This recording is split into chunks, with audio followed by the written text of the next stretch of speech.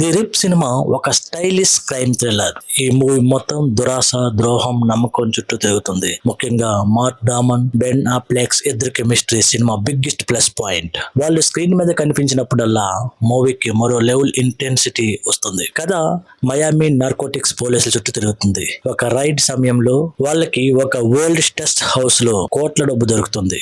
మొదట అది normal police operation లా అనిపిస్తుంది.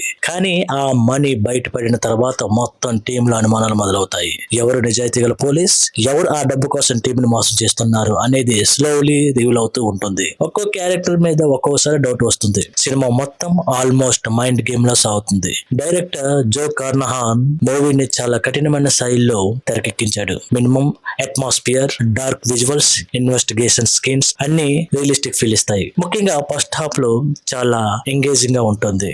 రైడ్ సీన్స్, ఇంట్రాగేషన్ సీన్స్, పోలీసుల మధ్య ట్రస్ట్ ఇష్యూస్ బాగా వర్క్ అయ్యాయి. సెకండ్ హాఫ్ లో సస్పెన్స్ ఇంకా పెరుగుతుంది. ఎవరు నిజంగా లోయల్, ఎవరు డబుల్ గేమ్ ఆడుతున్నారు అనేది రివీల్ అయ్యే కొద్ది టెన్షన్ పెరుగుతూ ఉంటుంది. క్లైమాక్స్ దగ్గరకు వచ్చేసరికి ట్విస్ట్ కూడా డీసెంట్ గా అనిపిస్తాయి. స్టీవెన్ యూన్, టెనానా టేలర్ కూడా తమ పాత్రలో బాగా చేశారు. కానీ మూవీ మెయిన్ స్ట్రెంత్ మాత్రం mat Daemon, Ben Affleck chemistry.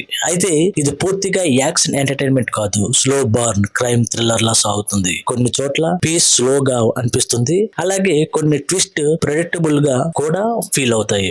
Overall గా ది రిప్ ఒక decent crime thriller. First action కంటే సస్పెన్స్, బెటేరియల్, క్రైమ్ డ్రామా ఇష్టపడే వాళ్ళకి మంచి watchable movie. Movie atmosphere, performance, tension scenes బాగా వర్కౌట్ అవుతాయి. దీని రేటింగ్ 3.5/5. ఇప్పుడు the Rip full story explanation లోకి వెళ్దామండి. మయామి నగరంలో ప్రత్యేక మాదక ద్రవ్యాల విభాగంలో పనిచేసే కొంతమంది పోలీస్ అధికారులు ఒక పెద్ద డ్రగ్ ముఠాపై గట్టు చూపుడు కాకుండా నిఘా పెడుతూ ఉంటారు. ఆ బృందానికి నాయకుడు రే మలోన్ చాలా సంవత్సరాలుగా నిజాయితీగా పనిచేస్తున్న పోలీస్ అధికారి. అతనితో పాటు అతని అత్యంత సన్నిహితుడు మైకిల్ కూడా అదే బృందంలో ఉంటాడు. ఒక రోజు వాళ్లకు ఓ రహస్య సమాచారం వస్తుంది. నగర శివర్లో ఉన్న పాత ఇంట్లో పెద్ద మొత్తంలో డ్రగ్స్, డబ్బు దాచిపెట్టారని తెలుస్తుంది. వెంటనే మొత్తం బృందం అక్కడికి దాడికి వెళ్తుంది. ఇంట్లోకి వెళ్ళాక వాళ్లకు కోట్ల రూపాయల నగదు కనిపిస్తుంది. ఆ డబ్బు చూసి అందరూ షాక్ అవుతారు. మొదట ఆ డబ్బును అధికారికంగా నమోదు చేయాలని అనుకుంటారు. కానీ అక్కడ నుంచి అసలు సమస్య మొదలవుతుంది. మైకిల్ ఆ డబ్బులు కొంత తీసుకుని ఎవరికి తెలియకుండా పంచుకుందామని చెప్తాడు. ఇంతకాలం ప్రాణాలు పట్టి పనిచేసాం, మనకేం దక్కింది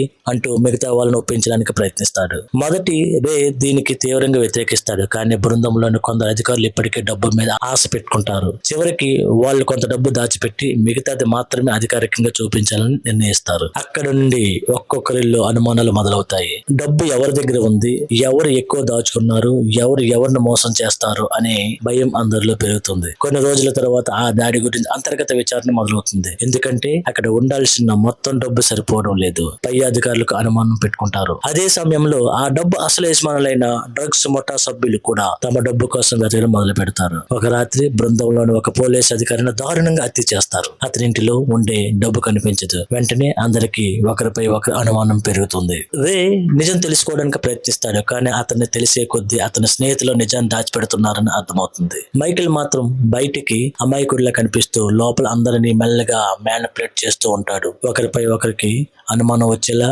మాటలు చెబుతూ బృందాన్ని విడగొడతాడు. ఇంకొక వైపు డ్రగ్స్ ముఠా వాళ్ళు కూడా పోలీసుల కదలికను గమనిస్తూ ఉంటారు. వాళ్ళ డబ్బు తిరిగి రాకపోతే అందరినీ చంపేస్తామని హెచ్చరిస్తారు. ఇక సినిమా రెండో భాగంలో పరిస్థితి పూర్తిగా అదుపు తప్పుతుంది. పోలీసు అధికారులు ఒకరి తర్వాత ఒకరు చనిపోతూ ఉంటారు. కొందరిని డ్రగ్ ముఠా చంపుతుంది, మరికొందరిని తమ వాళ్ళే ద్రోహం చేసి చంపేస్తారు. చివరికి రేకు అసలు నిజం తెలుస్తుంది.